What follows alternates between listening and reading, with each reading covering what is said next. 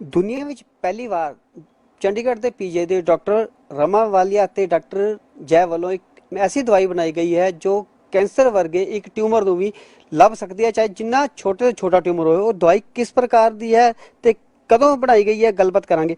मैं जो दवाई बनाई गई है इस दवाई का की बेनिफिट होता है? एक बीमारी होती है कशिंग डिसीज। वो छोटी सी एक ट्यूमर होता है हमारी मास्टर ग्लैंड के अंदर, जिसके कारण कॉर्टिसोल नामक हार्मोन होता है वो बढ़ जाता है। उसके कारण पेशेंट का वेट बढ़ जाता है, बीपी हो जाता है, उसको शुगर हो जाती है, उसकी हड्डी कमज़ोर हो जाती है, नीले धब्बे पड़ते हैं। तो ये सारी चीज़ें मतलब अगर नहीं ट्रीट हो तो उसकी ज़िंदगी गई। तो उसको ढूंढना उस छोटे से ट्यूमर को मास्टर ग्लैंड में मुश्किल काम होता है। जो एमआरआई यूज़ करते हैं या inferior petrosal sinus sampling use करते हैं, उसकी sensitivity specificity is around 60 to 70%, मतलब 30-40% केसेस में हमें पता नहीं चलता। एमआरआई तो आप सबको पता ही है। जो इंफीरियर पेट्रोजल साइनस सैम्पलिंग है वो बहुत इन्वेसिव है। उसमें हमें जो पिट्यूटरी ग्लैंड है उसके दोनों तरफ की वेन्स में जाना पड़ता है, वहाँ से ब्लड सैंपल लेके पता चलता है, जिसकी कॉस्ट अराउंड 60 to 70,000 रुपीज़ पर प्रोसीजर आती है। और उससे भी हमें ये नहीं पता चलता कि ट्यूमर कहाँ पे एग्जैक्टली, सिर्फ ये पता चलता है राइट साइड है, लेफ्ट साइड है। इस इमेजिंग से एग्जैक्टली ट्यूमर पिट्यूटरी में कहाँ पर है, आगे पीछे ऊपर नीचे किस साइड पे, राइट लेफ्ट का पता चल जाता है और वो चमकने लग जाता है इस इमेजिंग पे और हम उसको आराम से निकाल सकते हैं। मैंने जो दवाई बनाई गई है, दवाई जो पेशेंट के अंदर किस तरह पहुंचाई जाती है? कोई इंजेक्शन वगैरह लगाया जाता है या उधर तार वगैरह का यूज़ किया जाता है? तो ये दवाई को वेन में डाला जाता है और उसके 45 मिनट्स के बाद इमेज ली जाती है। जैसे एंटीबायोटिक इंजेक्शन देते हैं सिमिलर वैसा ही, पर इसमें रेडियो आइसोटोप लगा होता है। तो पेशेंट को कितना इस दे विच खर्चा देना पैंदा हैगा? 7,000 रुपीज़ लगते हैं इस एक टेस्ट के लिए। मैडम ਤੁਹਾਨੂੰ किस तरह पता लगता है कि वो पेशेंट के अंदर ट्यूमर हैगा ते जे ट्यूमर हैगा तो किस तरह रिमूव किया जाता है? तो पहले तो उसके कॉर्टिसोल हार्मोन दे लेवल करते हैं। अगर वो ज़्यादा है दैट मीन्स पेशेंट को ये बीमारी है। फिर उसके बाद उसका आगे वो किस कारण से हुआ वो ढूंढना पड़ता है। उसके लिए एमआरआई करते हैं। अगर एमआरआई पे नहीं मिल रहा है या हमें डाउटफुल लग रहा है, उस समय ये इमेजिंग बहुत हेल्पफुल है। ये पेशेंट ऑलरेडी सर्जरी करा के आया है तो उसमें इतने चेंजेस ऑलरेडी पोस्ट सर्जरी के कारण स्कार टिश्यू आ जाएगा, उसमें ट्यूमर देखना बड़ा मुश्किल होता है। उसमें ये आराम से चमका देता है कि कहाँ पर ट्यूमर पड़ा हुआ है, ताकि वहाँ पे या तो दोबारा सर्जरी हो जाए या फिर उसको गामा नाइफ दी जा सके।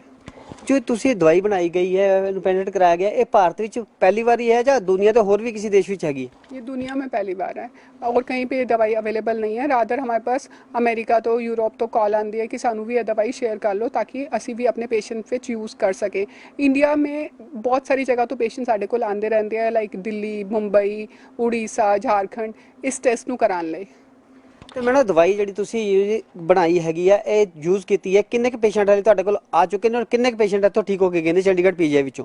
सो साढ़े कोल असी 65 केसेस में ये टेस्ट किया है, जिसमें 64 केसेस में बता सका कि ट्यूमर कहाँ पर है और उसमें से 43 केसेस की सर्जरी हुई और 42 केसेस में पता चल गया कि हाँ पक्का यहीं पे ट्यूमर था और उसको निकाल दिया गया है। ਪਰ ਜਿਹੜੀ ਇਹ ਦਵਾਈ ਬਣਾਈ ਗਈ ਹੈ, ਜਿਹੜੇ ਪੇਸ਼ੈਂਟ ਹੈਗੇ ਆ ਕਿੰਨੀ ਏਜ ਦੇ ਪੇਸ਼ੈਂਟ ਆ ਜਿन्हें ਤੁਹਾਨੂੰ ਇਹ ਦਵਾਈ ਯੂਜ਼ ਕੀਤੀ ਗਈ है? एज बच्चे से लेके बड़े तक एज का तो वेरिएशन बहुत है। सबसे छोटा बच्चा शायद 8 साल का था हमारा। 8 साल। तो जो ये आपने पेशेंटों का ट्रीटमेंट किया है, किस प्रकार से ट्रीटमेंट किया गया है? उसको कोई ऑपरेट किया गया है, तो चीरफाड़ करके किया गया है या मेडिसिन के थ्रू निकाला गया? पहले तो हमारी मेडिसिन जो इंट्रावेनस इंजेक्शन के थ्रू दी गई और उसको हमने पेट स्कैन किया। वहाँ जब वो चमकती है फिर हमारे न्यूरोसर्जन्स वहीं पर जाके ट्यूमर को निकाल देते हैं। तो जो ये खर्चा आता है, अगर इसका खर्चा एक पेशेंट के ऊपर कितना खर्चा लोड पड़ता है इसका? पेशेंट का खर्चा ऑलमोस्ट पहले जैसा ही पड़ता है, कुछ चेंज नहीं हुआ है। दैट इज़ अराउंड 30-40,000 रुपीज़ पड़ जाता है पेशेंट को। पर इमेजिंग का है वो जो पहले 60-70 हज़ार रुपये सिर्फ इमेजिंग में लगते थे, उतने में तो सर्जरी हो जाती है, वो अवॉइड हो जाता है और सिर्फ 7,000 में टेस्ट हो जाता है। जो आपकी तरफ से ये दवाई बनाई गई है, इसको बनाने के लिए कितना टाइम लगा और पेटेंट कराने के लिए भी कितना टाइम लगाया गया है? सो इसको टोटल हम लेके चलें जो फर्स्ट और ये 2 मॉलिक्यूल्स डेवलप किए उसमें अराउंड 6 साल लगे और 2 से 3 साल का समय एक पेटेंट को लेने में लग जाता है। ਤੇ ਹੁਣ ਆਉਣ ਵਾਲੇ ਵਕਤ ਵਿੱਚ ਇਹਦਾ ਕਿੰਨਾ ਕੁ ਫਾਇਦਾ ਹੋਏਗਾ? ਇਹ ਜਿਹੜਾ ਦਵਾਈ ਪੀਜੀਆਈ ਦੇ ਡਾਕਟਰਾਂ ਕੋਲ ਹੀ ਹੈ, ਹੋਰ ਡਾਕਟਰ ਆਪਣੇ ਜੋ ਹਸਪੀਟਲ ਹੈਗੇ ਆ ਭਾਰਤ ਉੱਥੇ ਵੀ ਭੇਜੀ ਜਾਏਗੀ ਜੀ? बिल्कुल, ये दवाई ये जो ट्रेसर है एक बून है ये वाले पेशेंट्स की ट्रीटमेंट के लिए, क्योंकि अदरवाइज ट्यूमर नहीं मिलता तो वो ज़िंदगी भर इस बीमारी के साथ जीते हैं और उनकी ज़िंदगी को भी खतरा होता है। अब ये ट्यूमर मिलने से उनके ट्यूमर को निकाला जा सकता है और पेशेंट ठीक हो जाते हैं। तो ये हम शेयर करना चाहते हैं ऑल ओवर वर्ल्ड। तो उसके लिए एक कोल्ड किट बनाई गई है ताकि हम ये इसको शेयर कर सकें दूसरे इंस्टीट्यूट के साथ। ਸਾਡੇ ਨਾਲ ਸੀ ਡਾਕਟਰ ਰਾਮਾ ਵਾਲੀਆ ਤੇ ਡਾਕਟਰ ਜਿਆ ਜੀ, ਜਿਨ੍ਹਾਂ ਦਾ ਕਹਿਣਾ ਕਿ ਜੋ ਦਵਾਈ ਬਣਾਈ ਗਈ ਹੈ ਇਹ ਪੇਸ਼ੈਂਟ ਨੂੰ ਬੜੀ ਜਲਦੀ ਠੀਕ ਕਰਦੀ ਹੈ ਤੇ ਜੋ ਆਪਰੇਟ ਕੀਤਾ ਜਾਂਦਾ ਈਜ਼ੀਲੀ ਕੀਤਾ ਜਾਂਦਾ, ਕਿਸੇ ਵੀ ਤਰ੍ਹਾਂ ਦਾ ਕੋਈ ਵੀ ਖਤਰਾ ਨਹੀਂ ਹੁੰਦਾ ਤੇ ਕਈ ਇੱਥੋਂ ਜੋ ਪੀਜੀਆਈ ਵਿੱਚੋਂ ਜੋ ਪੇਸ਼ੈਂਟ ਹੈ ਠੀਕ ਹੋ ਕੇ ਗਏ ਨੇ। ਕੈਮਰਾਮੈਨ ਜਤਿੰਦਰ ਹੰਸ ਨਾਲ ਗੁਰਮਿੰਦਰ ਸਿੰਘ, MH1 ਨਿਊਜ਼, ਚੰਡੀਗੜ੍ਹ।